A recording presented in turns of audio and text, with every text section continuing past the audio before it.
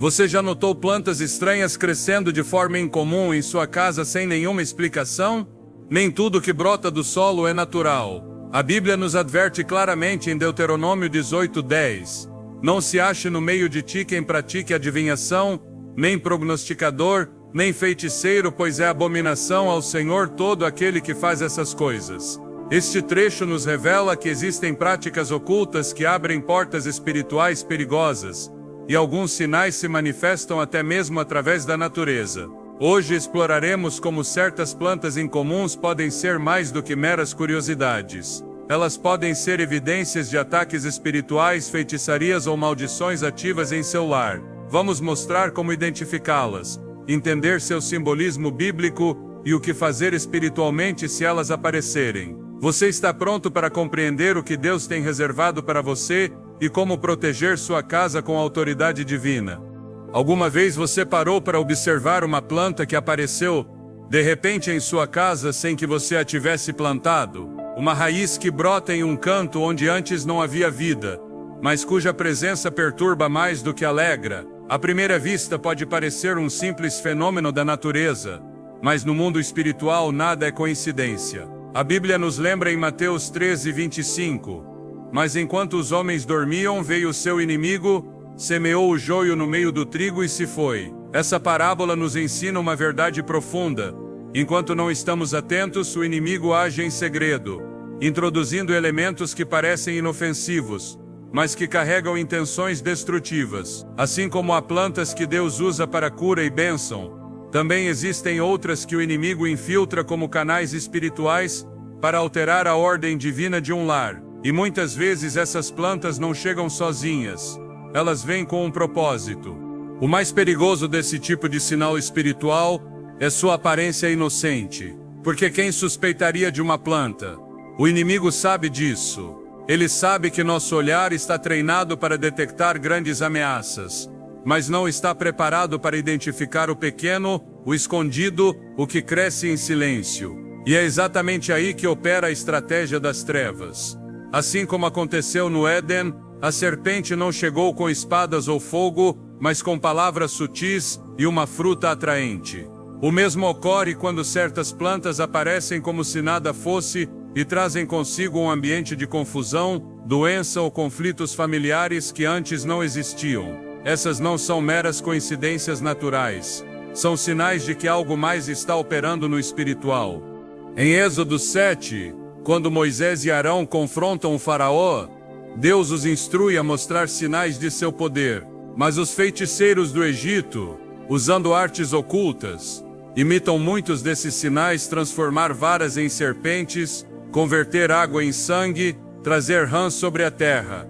Tudo isso eram manifestações físicas de uma guerra espiritual em curso. E não foi até que os sinais escaparam do controle dos magos que a verdadeira fonte de autoridade se revelou: Deus. Assim também hoje, quando algo estranho começa a brotar em seu ambiente, especialmente dentro do espaço de sua casa, é vital perguntar: quem semeou isso? Foi Deus ou foi o inimigo? Muitas pessoas ignoram esses sinais porque foram ensinadas a não prestar atenção ao espiritual, mas as Escrituras estão cheias de advertências sobre o que acontece quando não discernimos. Em Oséias 4:6 diz: o meu povo foi destruído porque lhe faltou conhecimento.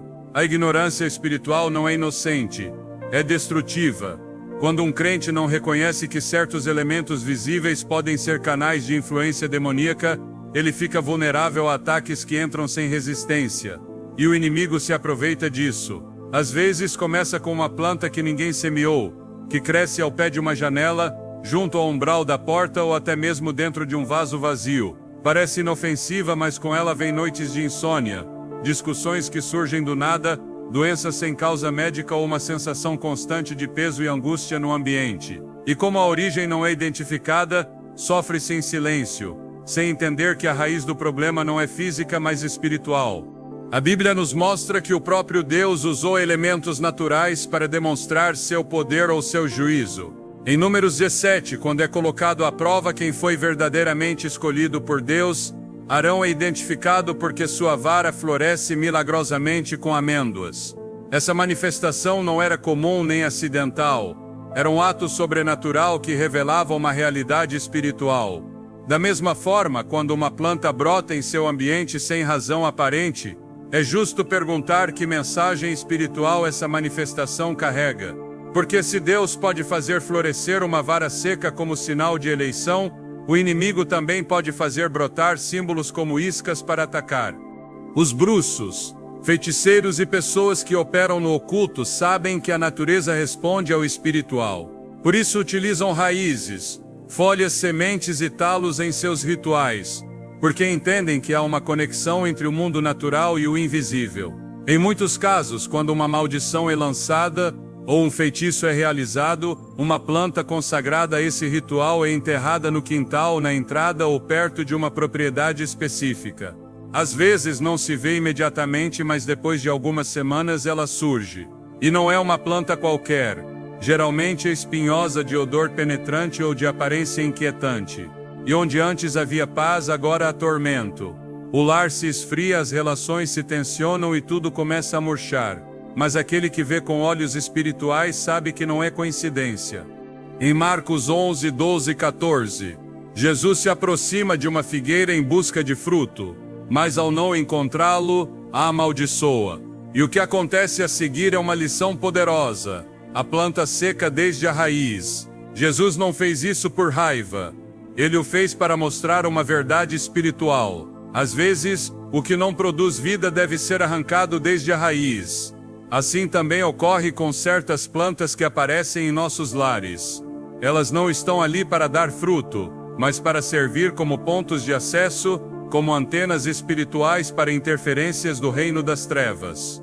E enquanto não forem arrancadas desde a raiz, o problema persistirá. Uma mulher relatou como, após uma discussão incomum com seu esposo, sentiu a necessidade de orar em seu jardim. Enquanto fazia isso, seus olhos se voltaram para uma planta que nunca tinha visto antes. Não se lembrava de tê-la plantado nem de tê-la visto crescer. Era pequena, mas estranhamente rígida e escura. Ao buscar informações sobre essa planta, descobriu que ela era usada em certos rituais de separação e discórdia. Imediatamente ela a arrancou, queimou-a e orou, consagrando aquele lugar a Deus. Naquela noite foi a primeira em semanas que ela dormiu em paz. No dia seguinte, seu esposo pediu perdão e eles sentiram como se uma nuvem tivesse se dissipado do ambiente. Esse testemunho não é único. São muitos os lares que experimentaram mudanças após identificar e remover elementos que serviam como pontos de contato ocultos. A batalha espiritual nem sempre é travada no evidente. Efésios 6,12 nos lembra: porque não temos luta contra carne e sangue, mas contra principados, contra potestades, contra os governadores das trevas deste mundo. E esses principados nem sempre agem de frente. Às vezes, se escondem no mais simples, em um canto do quintal, na terra de um vaso, na sombra de uma parede. Mas o crente que ora, que busca, que discerne, tem a autoridade para desmantelar essas obras. Jesus disse em Lucas 10:19, eis que vos dou poder para pisar serpentes e escorpiões, e sobre toda a força do inimigo, e nada vos fará dano. Essa autoridade não é simbólica. É real e começa por abrir os olhos para o que antes passava despercebido. Em alguns casos, as plantas estranhas vêm acompanhadas de insetos, odores desagradáveis, ou uma sensação de opressão inexplicável. Pessoas que tentaram arrancá-las, sentiram náuseas ou dores repentinas. Esses são sintomas que não devem ser ignorados, porque quando algo espiritual foi plantado, sua extração não é apenas física. É uma guerra que deve ser travada com oração, com jejum, com consagração. Em 2 Reis 2:21, o profeta Eliseu purifica as águas de Jericó com sal, declarando: assim diz o Senhor, eu sanei estas águas, não haverá mais nelas morte nem esterilidade. Esse ato profético não apenas limpou o físico, mas cortou a raiz espiritual do problema. Da mesma forma, você pode declarar a cura sobre seu lar, desarraigar o que foi semeado em segredo e restaurar a bênção original de sua casa. Lembre-se de que o inimigo nunca planta por plantar. Ele semeia com intenção. Onde ele coloca algo, é porque quer colher divisão, doença, escassez ou desânimo. Mas Deus é mais poderoso. E quando você decide limpar seu terreno, Quando reconhece que algo não provém dele e age com fé, tudo muda, porque a luz sempre dissipa as trevas. Em João 1:5, está escrito: a luz resplandece nas trevas, e as trevas não prevaleceram contra ela. Essa é sua promessa, essa é sua garantia de que nada que tenha sido semeado pelo inimigo poderá permanecer quando a luz de Cristo iluminar. Hoje é o momento de abrir os olhos espirituais, de olhar além do natural, de entender que há batalha sendo travada silenciosamente em nossos espaços. Mas também é o momento de tomar ação, não com medo, mas com autoridade, não com superstição, mas com discernimento. Porque aquele que habita ao abrigo do Altíssimo morará sob a sombra do Onipotente. E se Deus está com você, não há planta, nem raiz escondida, nem sombra de feitiçaria que possa prosperar. Prepare-se, porque o que você vai aprender nas próximas partes não apenas lhe dará respostas, lhe dará armas, e com elas você recuperará a paz, a unidade e a santidade de seu lar. Você está pronto para identificar o que foi plantado em seu terreno sem sua permissão e arrancá-lo desde a raiz? No mundo natural, uma planta que não dá fruto pode parecer apenas um caso de mau cultivo, de falta de luz ou de solo pobre. Mas quando olhamos através da lente espiritual que a Escritura nos oferece, compreendemos que não dar fruto não é uma casualidade nem uma falha inocente. Em muitos casos é um sinal profundo de juízo, de contaminação, de um propósito desviado. Jesus deixou isso claro em Mateus 21:19, quando, ao ver uma figueira cheia de folhas, mas sem fruto, a amaldiçoou, dizendo: "Nunca mais nasça de ti fruto." E imediatamente a figueira secou. Esse não foi um ato caprichoso, foi uma lição visível, direta e profética para nos ensinar que tudo que aparenta vida, mas não produz o que foi chamado a produzir, está fora do design divino e será cortado. Essa figueira representava muito mais do que uma árvore infrutífera. Representava a hipocrisia espiritual, as aparências sem essência, os espaços ocupados pelo estéril. Jesus, ao pronunciar essa palavra sobre ela, deixou uma advertência que permanece viva. Nem toda planta que cresce o faz para abençoar. Algumas crescem para ocupar terreno, para distrair, para esconder, e outras até para corromper. No contexto da feitiçaria, essa imagem ganha ainda mais relevância, porque muitas vezes as plantas que aparecem no entorno de um lar não têm como propósito nutrir nem embelezar, mas estabelecer uma raiz espiritual de desordem, estagnação e esterilidade. Sua função não é dar fruto, mas impedir que os outros o façam. Em Lucas 13:6-9, Jesus conta outra parábola sobre uma figueira estéril plantada em uma vinha. O dono, cansado de esperar fruto, diz ao vinhateiro: "Há 3 anos venho buscar fruto nesta figueira e não o encontro. Corta, para que inutiliza também a terra." O vinhateiro pede uma última chance para cavar ao redor dela e adubá-la. Essa cena expõe o juízo iminente sobre o que não dá fruto, mas também a graça de uma intervenção a tempo. No entanto, se a intervenção não gera transformação, a ordem é clara: deve ser cortada. Aqui não se fala apenas de árvores físicas, mas de realidades espirituais. Quando uma planta ocupa terreno em seu lar e não dá fruto, nem físico nem espiritual, é preciso perguntar se sua presença é parte de uma semeadura intencional do inimigo para inutilizar a terra espiritual desse espaço. Há lugares onde crescem plantas cuja raiz parece se estender de forma desproporcional. Não dão flores, não têm aroma, suas folhas são secas, opacas. Elas permanecem, mas não beneficiam. Essa permanência estéril é a manifestação de um princípio espiritual. Quando algo foi colocado para ocupar espaço sem propósito, cedo ou tarde, se tornará uma barreira para a bênção. No plano espiritual, o inimigo busca instalar elementos que representem isso mesmo, algo que aparenta estar vivo, mas não nutre, algo que reclama espaço, mas não edifica. Em João 15:2, Jesus diz: "Todo ramo que estando em mim não dá fruto, ele o corta, e todo que dá fruto ele o limpa, para que dê mais fruto." A mensagem é clara: o estéril sob o governo de Deus é arrancado, porque no reino cada espaço tem um propósito, e tudo que impede o cumprimento desse propósito é considerado uma ameaça. As plantas utilizadas em certos rituais ou práticas de feitiçaria são semeadas com essa intenção: ocupar terreno fértil para torná-lo inútil. O objetivo é bloquear o crescimento espiritual, fechar a fertilidade emocional, impedir a expansão financeira ou estancar o desenvolvimento relacional. São simbolicamente uma figueira sem fruto no meio de uma vinha, uma interrupção na obra que Deus quer completar em um lugar. Quando um lar é destinado por Deus para ser um lugar de paz, de restauração, de oração, e de repente começam a aparecer em seu entorno elementos que não produzem vida, é necessário examinar o que está ocupando esse solo e com que propósito foi semeado. Isaías 5:1-7 fala da vinha do Senhor. Ele plantou com cuidado, escolheu terra fértil, removeu as pedras, semeou videiras escolhidas, edificou uma torre e cavou um lagar. Fez tudo bem, mas quando veio buscar uvas, encontrou uvas silvestres. Então disse: que mais se podia fazer à minha vinha que eu não tenha feito nela? Como esperando eu que desse uvas, deu uvas silvestres, e declara seu juízo sobre ela.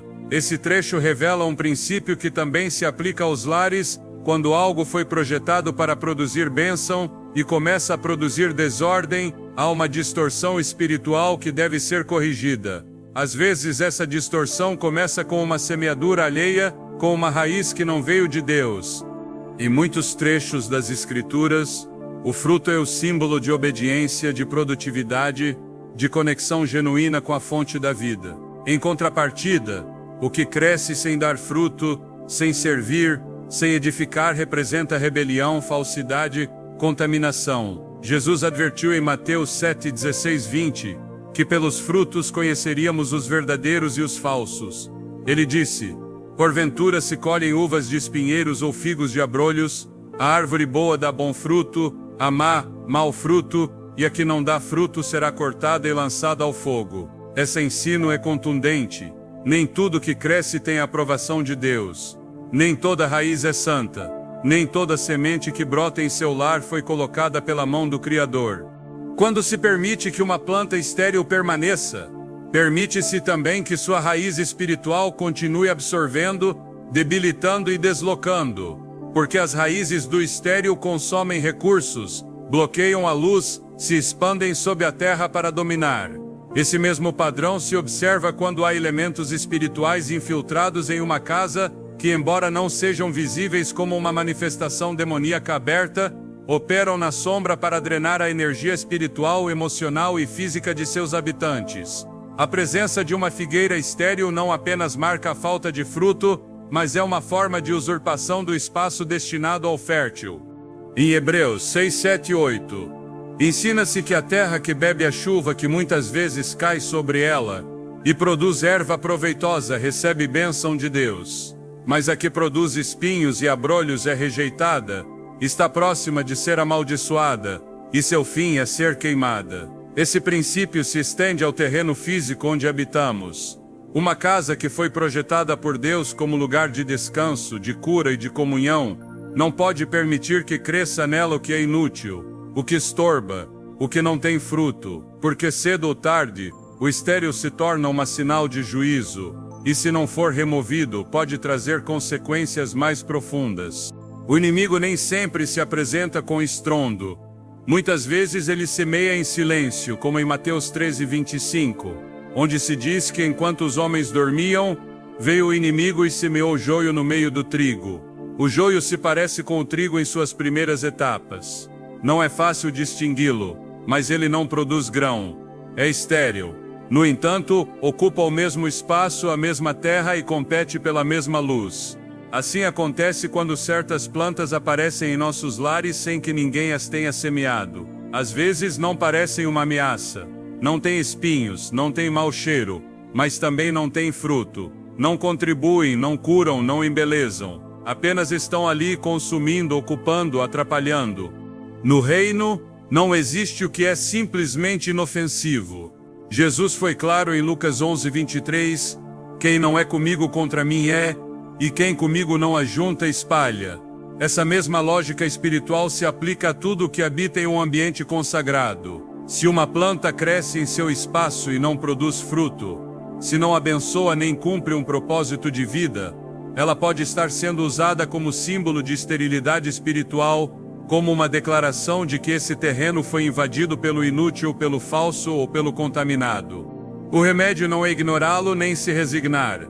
O remédio é a intervenção espiritual, a palavra de autoridade, a limpeza do terreno. Em Apocalipse 3, 15 e 16, o Senhor fala à igreja de Laodiceia: conheço as tuas obras, que nem és frio nem quente.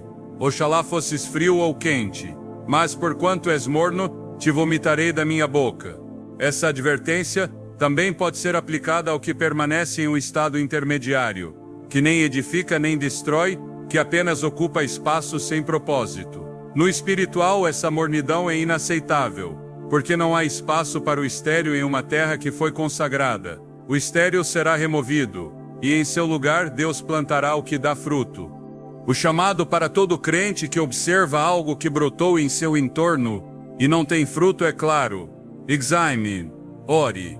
Pergunte ao Espírito Santo se isso foi plantado por Deus ou pelo inimigo, porque se não há fruto, não há propósito divino. E se não há propósito divino, não há razão para que permaneça. A autoridade espiritual que lhe foi dada inclui o direito de limpar seu terreno, de cortar o que não produz, de declarar bênção sobre o que dá vida. O Senhor busca fruto em cada lugar onde derramou sua presença, e onde não o encontra, ele chama a ação. Todo árvore que não produz é um sinal. Não a ignore. Não se acostume com sua sombra vazia, com sua presença sem propósito, com sua forma sem essência. Lembre-se de que Jesus não amaldiçoou a figueira por maldade, mas por verdade, porque não há espaço para o estéril no reino.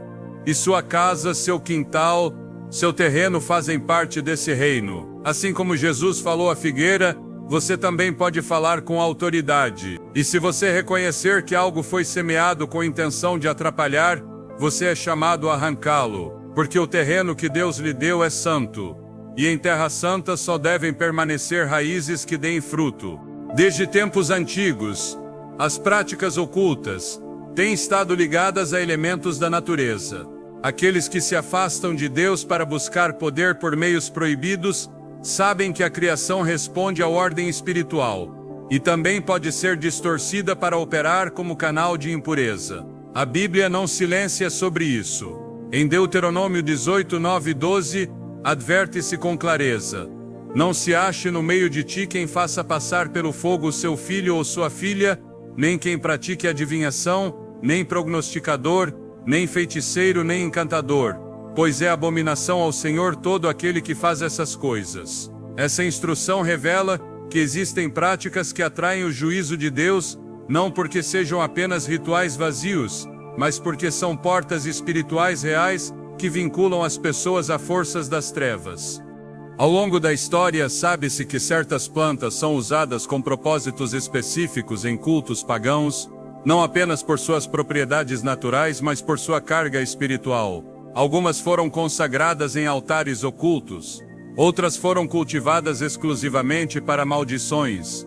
Em Atos 19:19 registra-se um fato revelador: muitos dos que haviam praticado magia trouxeram seus livros e os queimaram diante de todos. O contexto mostra que esses livros continham não apenas palavras, mas conhecimentos sobre objetos, fórmulas rituais e elementos materiais como ervas e raízes. O que foi destruído tinha valor material, mas ainda mais uma carga espiritual que precisava ser erradicada. Deus não trata esses temas como mitos ou superstições. O mundo espiritual reconhece esses objetos como pontos de contato, como instrumentos que podem ser usados tanto para bênção quanto para maldição, dependendo de quem os ativa e sob qual comando espiritual eles operam. Entre as plantas que historicamente foram empregadas com fins ocultistas, há algumas cuja presença pode ser um sinal de que algo não está bem no ambiente. Em Jeremias 7:30-31, denuncia-se como o povo profanou o templo, colocando suas abominações na casa sobre a qual foi invocado o nome de Deus. Quando Deus fala de abominações, ele não se limita a ídolos físicos. Refere-se a todo objeto ou símbolo espiritual que tenha sido contaminado por práticas que invocam outros poderes. Quando certas plantas aparecem repentinamente, especialmente aquelas que têm uma história de uso em feitiçaria, é necessário discernir se estão ali por acidente natural ou se foram colocadas, cultivadas ou induzidas por uma ação espiritual. No antigo Israel, uma das práticas mais ofensivas para Deus era o sincretismo, a mistura do sagrado com o profano.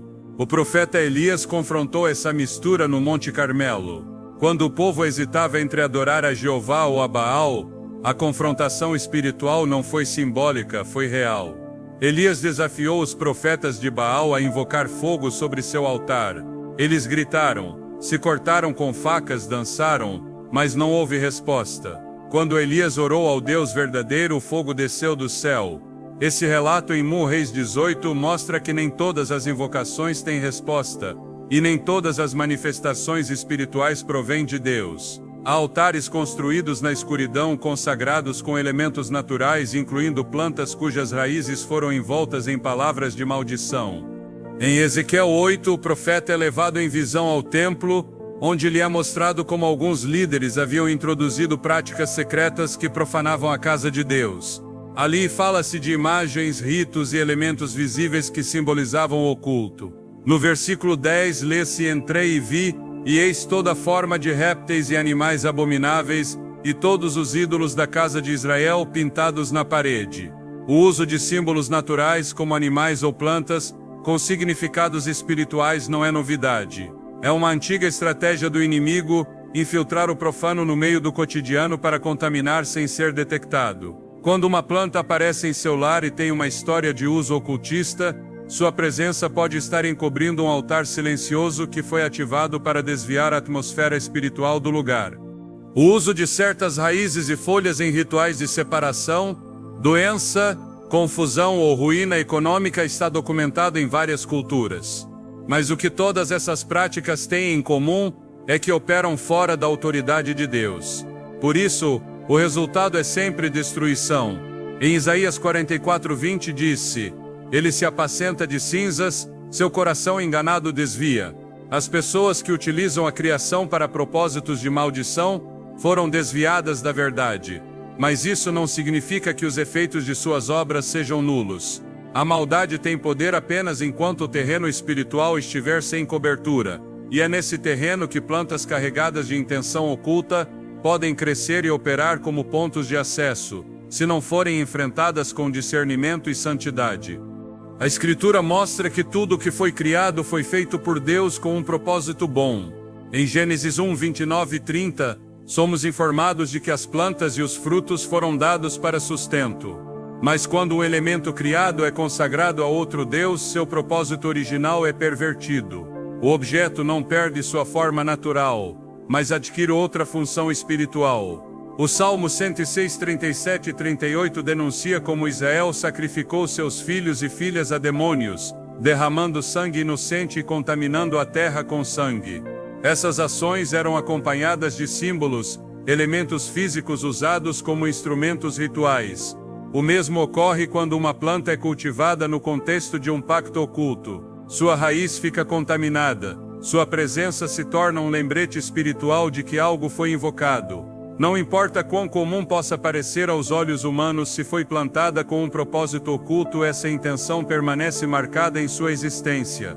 Em número 5, descreve-se um rito específico para discernir a fidelidade de uma mulher casada, conhecido como as águas amargas. Nesse processo, tomava-se pó do tabernáculo e misturava-se com água. Se a mulher fosse culpada, o efeito físico confirmaria a transgressão. Isso demonstra que o próprio Deus utilizou elementos materiais como portadores de juízo ou revelação espiritual.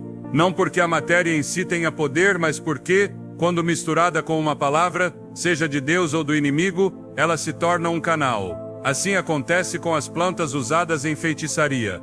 Não é a folha em si, mas a consagração pronunciada sobre ela que determina seu efeito espiritual. Em Levítico 17:7, ordena-se a Israel, e nunca mais oferecerão seus sacrifícios aos demônios. Essa instrução, embora específica, reflete um princípio eterno. Deus não compartilha sua glória nem seu altar. Onde há mistura, há contaminação. Quando uma planta associada a rituais pagãos está presente em um lar, não é simplesmente um objeto decorativo ou uma raridade botânica. Sua presença pode ser evidência de uma mistura espiritual que precisa ser corrigida. A santidade de um lugar não pode ser negociada. Deus não coabita com ídolos, não compartilha a atmosfera com o que foi dedicado ao inimigo.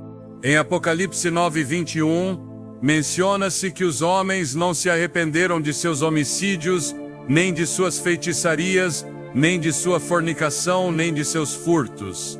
Aqui, a feitiçaria aparece como uma das práticas que endurecem o coração humano, afastando-o da luz e atando-o ao juízo. A palavra usada para feitiçaria no original grego é pharmakeia, termo que implica o uso de substâncias, plantas e poções para induzir efeitos espirituais. Isso não é metáfora, é uma prática concreta, e seu impacto espiritual não é menor. Por isso, quando o inimigo quer estabelecer uma fortaleza em um lugar, nem sempre o faz por meio de imagens ou palavras.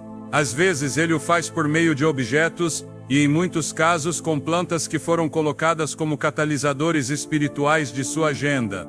No livro de Apocalipse, também nos é mostrado que as nações foram enganadas pelas feitiçarias de Babilônia. Isso indica que o poder da manipulação espiritual por meios materiais não é um fenômeno local nem limitado. É uma estratégia usada desde a antiguidade para subjugar, desviar e destruir. Por isso, quando em um lar começam a surgir plantas que não foram semeadas com conhecimento, que têm propriedades ou nomes associados a práticas obscuras, elas não devem ser ignoradas. Nem tudo que brota é um presente da terra. Alguns brotes são resultado de palavras pronunciadas em segredo, pactos feitos com a intenção de afetar o ambiente, fechar caminhos ou semear divisão.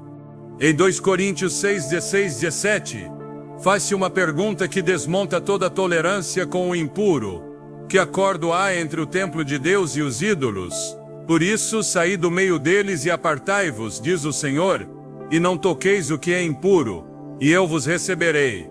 Esse chamado não é apenas para sair de ambientes impuros, mas também para se apartar de todo objeto, sinal ou símbolo que tenha sido contaminado. As plantas usadas em feitiçaria fazem parte desses elementos. Não basta reconhecer sua raridade. É necessário discernir se sua origem é pura, se seu propósito honra a Deus e se sua presença edifica a atmosfera espiritual do lar. Se não for assim, elas devem ser eliminadas, porque na casa do crente só deve habitar aquilo que reflete a luz, não o que foi consagrado às trevas. O que foi dedicado a outro altar não pode permanecer onde Deus estabeleceu seu pacto. Assim como Josias, em 2 Reis 23, limpou os lugares altos, destruiu ídolos e derrubou os símbolos pagãos, também hoje o crente é chamado a revisar seu terreno, identificar o que não honra a Deus e removê-lo sem hesitação. Porque o que parece uma planta sem fruto, o que cresce sem explicação, o que carrega uma história espiritual de feitiçaria, não é simplesmente um problema de jardinagem. É uma invasão espiritual que deve ser enfrentada com a palavra, com santidade e com discernimento. Deus deu autoridade a seu povo para pisar serpentes e escorpiões e sobre toda a força do inimigo. Mas essa autoridade se ativa com obediência, com sensibilidade espiritual e com decisão. Não há espaço para mistura nem para tolerância com o impuro. As plantas utilizadas pelo inimigo para operar como instrumentos de maldição não devem ser tocadas com indiferença, mas confrontadas com o fogo do Espírito. Porque o lar consagrado a Deus é um lugar de vida, não de sombras, um lugar de bênção, não de mistura. E tudo o que foi semeado com intenção oculta será arrancado pela raiz quando o crente exercer sua autoridade com a verdade da palavra. Quando uma atmosfera se contamina, não é necessária uma sirene visível para percebê-lo. Sente-se, não no superficial, mas no profundo. No âmbito espiritual, o ar que respiramos não é composto apenas de oxigênio. Está cheio de influências, de movimentos invisíveis, de presenças que impactam a alma antes do corpo.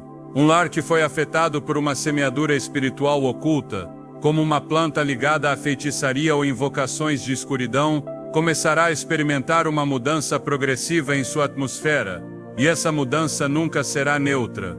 Em 2 Coríntios 2:14-15, disse que os crentes são o bom perfume de Cristo. Isso não é um perfume literal, mas uma expressão espiritual que fala do ambiente que um coração alinhado com Deus é capaz de gerar. Mas se existe um aroma de vida, também existe um odor de morte, uma presença espiritual que carrega peso, desordem e caos. A atmosfera de um lugar não é determinada apenas por sua estética ou ordem visível. É determinada pelas palavras que são pronunciadas nele, pelos pensamentos que o habitam, pelos objetos que o consagram e pelas portas espirituais que foram abertas, muitas vezes sem que seus habitantes o saibam. As plantas utilizadas em rituais ocultistas são semeadas com essa intenção, não embelezar, mas consagrar um espaço a outro espírito. Quando essas raízes estranhas entram em contato com o solo de uma casa, o propósito espiritual desse lugar começa a sofrer uma alteração. O ambiente que antes estava cheio de paz começa a se sentir tenso. O descanso é substituído por fadiga sem causa. A oração se torna difícil. O ânimo desaparece, as relações se enfraquecem, e sem saber porquê, os dias parecem mais longos, as noites mais densas e o silêncio mais inquietante. Isso não é uma exageração nem uma metáfora espiritual forçada. A Bíblia mostra como o ambiente espiritual é afetado pela obediência ou pela rebelião. Em Josué 7, o pecado de Acã, ao tomar o que era anátema, contaminou todo o acampamento. Ninguém o viu, mas todos o sofreram. O povo foi derrotado por seus inimigos. A atmosfera de vitória se tornou um ambiente de derrota. Não foi até que a causa oculta foi descoberta e removida que a atmosfera espiritual foi restaurada. Esse princípio permanece vigente. Quando algo contaminado entra em um espaço, mesmo que esteja enterrado, escondido ou silencioso, sua presença começa a falar no mundo espiritual. E tudo que fala desde uma raiz impura interrompe o fluir do Espírito de Deus naquele lugar. O inimigo não precisa de portas escancaradas. Ele se contenta com uma fresta. E muitas vezes, essa fresta se abre por meio de elementos que parecem naturais, mas foram ativados com uma intenção maligna. O Salmo 101:7 declara: "Não habitará em minha casa o que pratica fraude. O que fala mentiras não se estabelecerá diante dos meus olhos." Esse trecho expressa uma postura radical contra toda presença que contamine o ambiente do lar. Não se trata apenas de pessoas, inclui objetos, símbolos e, neste caso, plantas que foram semeadas como pontos de contato espiritual com propósitos obscuros. Quando essas plantas se estabelecem, sua função não é produzir sombra nem alimento. É alterar, ocupar um terreno para interferir, mudar a frequência espiritual do ambiente, tornando-o suscetível a outras influências mais profundas. Uma casa contaminada espiritualmente nem sempre se reconhece pelo desordem físico. Pode estar limpa por fora e ao mesmo tempo carregada por dentro. Em Atos 16:16, uma jovem com espírito de adivinhação seguia Paulo e Silas. Ela não gritava blasfêmias, não manifestava violência, mas proclamava palavras que à primeira vista pareciam verdadeiras. No entanto, sua atmosfera espiritual era outra. Paulo discerniu. O problema não era o que ela dizia, mas a fonte de onde falava. Assim ocorre com certas manifestações que parecem inocentes. Uma planta que cresce em silêncio, que não foi semeada pelos donos do lar, que aparece junto a lugares de passagem espiritual, como portas, janelas ou limites do terreno. Sua presença, embora discreta, gera uma sensação incomum, e essa sensação não é imaginária. É a alma percebendo que algo mudou. Deus estabeleceu um design para cada ambiente. Desde o princípio, o Jardim do Éden foi criado como um lugar de comunhão, de harmonia, de repouso. Ali a presença de Deus se movia sem barreiras. Mas quando o pecado entrou, a primeira coisa que se rompeu foi a atmosfera. Gênesis 3:8 narra que Adão e Eva ouviram a voz de Deus que passeava no jardim ao cair da tarde, e o homem e sua mulher se esconderam. A atmosfera havia mudado. O que antes era um lugar de encontro tornou-se um lugar de evasão. O pecado trouxe uma nova presença, a do medo. Esse exemplo mostra que quando o impuro entra, o santo se retira, e onde Deus se retira, outras forças entram. As plantas que foram utilizadas para propósitos obscuros funcionam como focos de energia espiritual contrária. Sua presença bloqueia a oração, perturba o sono, produz pensamentos intrusivos e abre portas para manifestações que se tornam cada vez mais evidentes. No Antigo Testamento, cada vez que Israel permitiu que elementos pagãos permanecessem dentro do acampamento, a glória de Deus se afastava.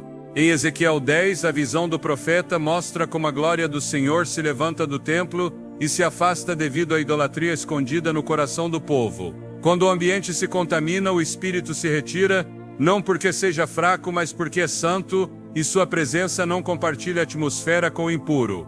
Em Daniel 10, narra-se como o anjo enviado para responder à oração do profeta foi resistido pelo príncipe da Pérsia. Embora Daniel estivesse orando, nos céus havia uma batalha, e essa batalha se traduziu em um atraso na atmosfera espiritual. A mensagem demorou a chegar, o ambiente se tornou tenso, mas Daniel persistiu. Esse relato revela que há estruturas espirituais que se movem nos ares e afetam o ambiente na terra. Se uma planta foi consagrada em um altar obscuro e colocada em seu entorno, ela pode estar servindo como ponto de entrada para essas estruturas. Sua raiz na terra conecta com o que está operando no ar, e o que parecia ser apenas uma folha se torna uma antena espiritual que altera tudo ao seu redor. O apóstolo Paulo nos exorta em Efésios 5:11: Não participeis das obras infrutíferas das trevas, mas antes reprovai-as. Essa ordem não é passiva, é um convite à ação. Não basta tolerar uma atmosfera contaminada. É preciso identificá-la, confrontá-la e cortá-la desde a raiz. As plantas que foram usadas como instrumentos de feitiçaria ou invocação não podem ser parte do cenário cotidiano de um lar consagrado. Sua presença perpetua a alteração. Cada dia que permanecem continuam semeando confusão, irritação, desconexão espiritual. E o mais perigoso é que muitas vezes o fazem em silêncio, sem chamar atenção, esperando que o crente não perceba que o ambiente já não é o mesmo. Uma casa onde a atmosfera está carregada por contaminação espiritual não é apenas um lugar desconfortável, é um campo de batalha. O silêncio se torna denso, a luz natural parece opaca, e a sensação constante é de que algo não está bem. Nesses lugares as crianças choram sem motivo, os adultos discutem sem razão, e a oração não flui. Isso não é uma simples coincidência. É o resultado de uma alteração espiritual provocada pela introdução de elementos que não deveriam estar ali. Assim como Josias limpou o templo de toda imagem, todo altar falso, todo símbolo profano, também hoje o crente tem autoridade para limpar sua casa, mas não pode fazê-lo se primeiro não reconhecer que há um problema na atmosfera. Em Salmos 24, 3-4, pergunta-se: quem subirá ao monte do Senhor? Quem estará no seu lugar santo? O que é limpo de mãos e puro de coração? Esse princípio também se aplica ao lar. Que atmosfera você está permitindo em seu espaço? Que elementos estão marcando o ritmo espiritual de sua casa? Se o que o cerca foi tocado por mãos impuras, se o que habita seus cantos foi semeado com intenção oculta, então você precisa abrir os olhos e tomar autoridade. Não com medo, mas com a consciência de que a atmosfera que o rodeia deve refletir o céu, não a sombra do inimigo. Não se pode esperar paz se tolerar contaminação. Não se pode experimentar vitória se ignorar o que está operando desde raízes ocultas. A guerra espiritual não se ganha com rituais externos, mas com limpeza interna, com discernimento ativo e com confrontação direta. O que altera a atmosfera de seu lar deve ser enfrentado com a verdade da palavra, com a presença do Espírito Santo e com a decisão firme de não tolerar nenhuma presença que tenha sido semeada para oprimir. Cada planta, cada símbolo, cada raiz que não provém do coração de Deus deve ser identificada. E quando é, seu tempo termina. Porque onde o Espírito do Senhor habita, ali há liberdade. E essa liberdade não pode coexistir com sombras disfarçadas de natureza, nem com raízes que foram nutridas pela escuridão. Uma atmosfera não mente. O que você sente em um lugar é, muitas vezes, mais verdadeiro do que o que vê. Se o ambiente mudou, se a paz se foi, se o cansaço é constante, se o ânimo se debilitou sem razão, é momento de orar, de examinar e de agir. porque nem tudo que cresce foi enviado por Deus. Algumas coisas foram plantadas na escuridão para alterar o que deveria florescer na luz. E se sua casa foi estabelecida como um lugar de bênção, então não permita que nenhuma raiz tome posse de sua atmosfera, porque onde está o Espírito de Deus deve haver vida, gozo, clareza e paz. E se algo está impedindo isso, seu tempo chegou ao fim. O discernimento espiritual não é um luxo reservado para poucos. É uma necessidade vital para todo aquele que foi chamado a viver sob a cobertura do Deus Altíssimo. Em um mundo onde o visível pode enganar, onde o natural é frequentemente usado para encobrir o espiritual, saber distinguir a origem do que aparece em nosso entorno é parte da sabedoria que o Senhor concede àqueles que o buscam com um coração sincero. Provérbios 2:6 diz: porque o Senhor dá a sabedoria, e da sua boca vem o conhecimento e a inteligência.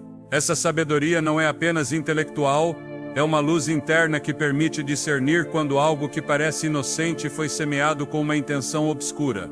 Quando uma planta aparece no terreno de um lar, a reação natural costuma ser ignorá-la ou considerá-la irrelevante. Mas para o crente que entende as realidades do mundo espiritual, nada que emerge sem causa deve ser ignorado. Não porque se viva com medo, mas porque se vive com discernimento. A fé verdadeira não é cega, é iluminada pela palavra.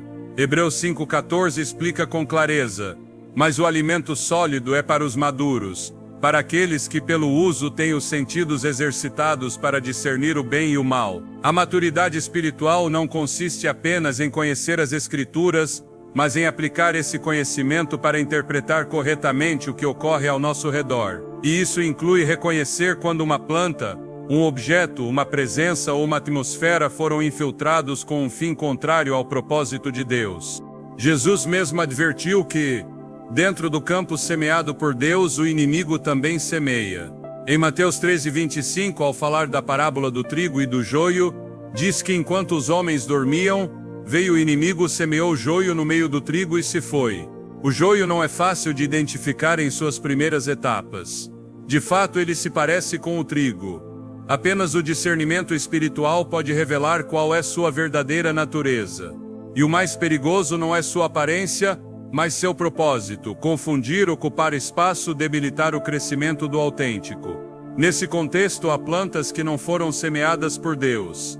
Sua raiz tem outra voz. Seu broto está ligado a outro espírito. E é aí que o discernimento se torna essencial, não para julgar precipitadamente, mas para identificar o que não pode ser tolerado. Não se trata de cair em uma paranoia espiritual, mas de exercer a autoridade que nos foi dada. Lucas 10:19 declara: eis que vos dou poder para pisar serpentes e escorpiões, e sobre toda a força do inimigo, e nada vos fará dano. Esse poder não é simbólico nem abstrato, é real e se ativa quando o crente se posiciona desde a verdade, não desde o medo. O discernimento sem ação é passividade espiritual. A sabedoria sem aplicação é uma lâmpada apagada. Mas quando a revelação vem, a responsabilidade também chega. Se você identificou que algo em seu entorno não é de Deus, não pode ficar imóvel. Deve responder com a convicção de que tudo o que foi plantado sem sua permissão será arrancado. O crente não caminha pelo que vê, mas pelo que sabe no Espírito. 2 Coríntios 5:7 afirma: porque andamos por fé, não por vista. Isso implica que, mesmo quando algo pareça inofensivo, se no Espírito há inquietação, deve-se prestar atenção, porque o inimigo nem sempre se manifesta com estrondo. Às vezes ele trabalha no discreto, no que se deixa passar, no que se normaliza. E ali no meio do cotidiano semeia raízes que depois se fortalecem e dificultam o avanço. A sabedoria consiste em detectar essas semeaduras antes que floresçam em destruição. A vitória espiritual começa com o reconhecimento da verdade. E a verdade é que Deus não deixou seu povo sem recursos. A palavra, a oração, o jejum e o discernimento são armas que cortam desde a raiz tudo que não foi plantado por Ele. Não se trata de temer o oculto, mas de expô-lo. Não se trata de viver fugindo, mas de avançar com autoridade. E quando uma planta aparece como sinal de um ataque espiritual, o discernimento não apenas a identifica, mas a confronta com a luz. porque a luz não negocia com as trevas, ela simplesmente as dissipa. No plano espiritual, nada se resolve verdadeiramente se não for tratado desde a raiz. Assim como no natural uma planta estranha pode parecer inofensiva, se apenas suas folhas forem cortadas. No espiritual, uma obra das trevas não se rompe completamente se não for arrancada de sua base. Jesus foi contundente ao ensinar esse princípio em Mateus 15:13, quando disse: toda planta que meu Pai Celestial não plantou será arrancada. Essa palavra não deixa espaço para negociação. Se não foi semeada por Deus, não pode permanecer.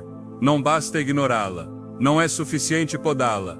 Deve ser removida desde o mais profundo, porque enquanto sua raiz estiver viva, sua influência persistirá. O que foi semeado com uma intenção espiritual contrária à vontade de Deus se torna um ponto de conexão entre o entorno físico e as estruturas do mundo invisível. Uma planta consagrada em um ritual ocultista pode parecer simplesmente parte da paisagem, mas no mundo espiritual está operando como uma antena que transmite e recebe, estabelecendo uma atmosfera contrária, gerando interferência, debilitando a cobertura de proteção. Sua presença não é passiva, é ativa. E essa atividade, embora nem sempre visível, é real. Por isso, quando o Espírito Santo revela que algo foi semeado pelo inimigo, a resposta deve ser imediata, firme e definitiva. Em Isaías 10:27 declara-se: naquele dia, a sua carga será tirada do teu ombro, e o seu jugo do teu pescoço, e o jugo se apodrecerá por causa da unção. Essa é a promessa que respalda aqueles que agem sob a guia do Espírito. Toda obra de opressão será quebrada. O processo de arrancar uma raiz espiritual implica, primeiro, uma confrontação com a verdade. O que foi permitido, mesmo que por ignorância, deve ser enfrentado com luz. Não pode haver limpeza sem revelação. Não pode haver restauração sem primeiro reconhecer o que foi semeado com um propósito contrário. Em Jeremias 1:10, Deus diz ao profeta: eis que hoje te ponho sobre nações e reinos, para arrancar e destruir, para arruinar e derribar, para edificar e plantar. Essa ordem não é casual. Antes de edificar é preciso arrancar.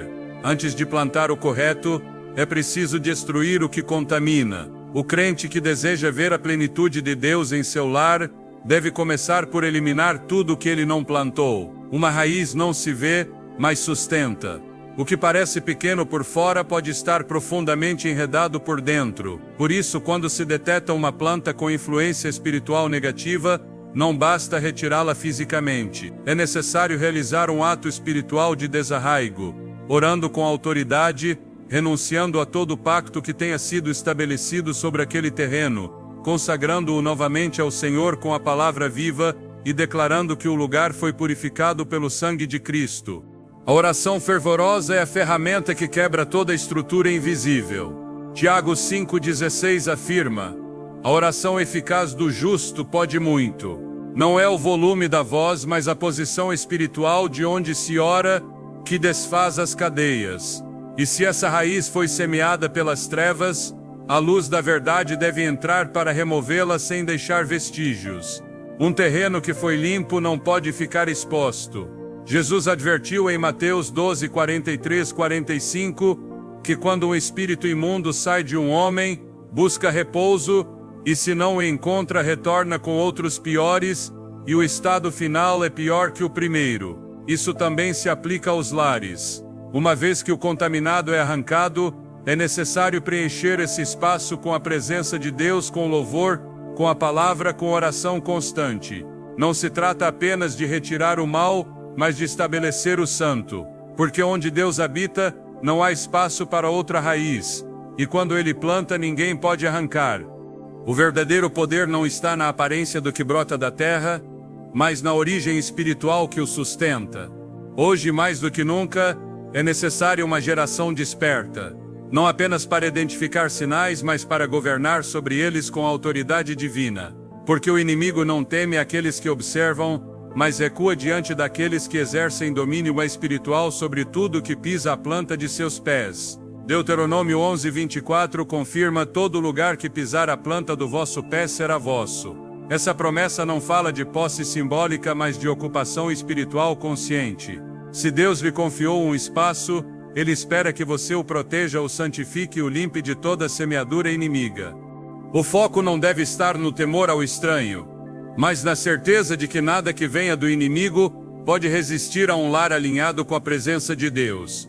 O problema não é que uma planta estranha apareça, mas que ela permaneça sem ser confrontada. Porque quando o Espírito Santo habita em um lugar, tudo que é alheio se torna visível, e tudo que é visível deve ser julgado sob a luz da verdade. Isaías 60:1 diz: Levanta-te e resplandece, porque a tua luz é chegada, e a glória do Senhor nasceu sobre ti. Essa luz não apenas expõe, ela purifica. Essa glória não apenas visita, ela estabelece território. Este não é apenas um chamado para identificar, mas para se posicionar, para entender que sua casa não é um terreno neutro, mas um altar vivo. Cada canto, cada jardim, cada porta e cada espaço devem render culto ao único Deus verdadeiro, porque onde há consagração, há cobertura, onde há oração, há fogo, e onde há raiz santa não há planta que possa prosperar. Isaías 54:17 declara com firmeza: Nenhuma arma forjada contra ti prosperará, e isso inclui toda raiz semeada na escuridão. Hoje é o dia de tomar o controle espiritual de seu território, de proclamar que tudo que florescer em seu entorno será fruto do Espírito e não do engano. Porque o poder de Deus não apenas arranca o estranho, Ele planta o eterno. I was holding every moment like it might fall apart, filling silence with explanations, God in every part.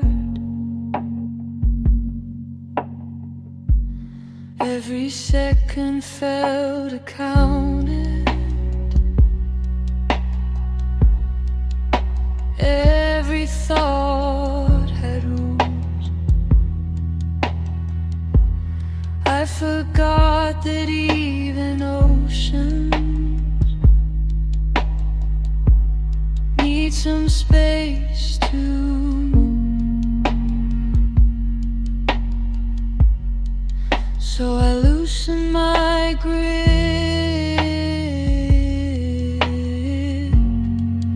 and the noise grew thin. I needed breathing room, not an answer, not a cure, just space to feel what's true. No fixing, no proof,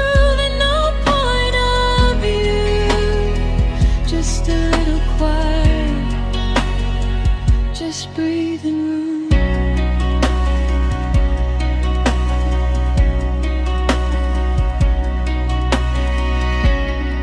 I step back from the questions,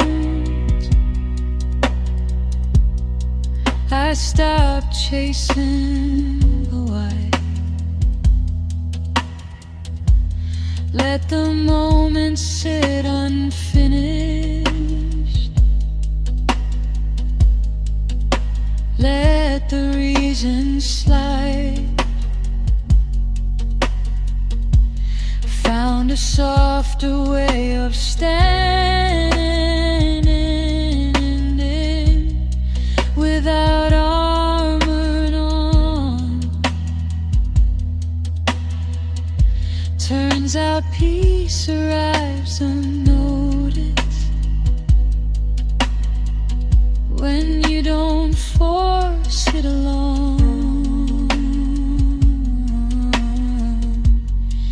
I didn't disappear,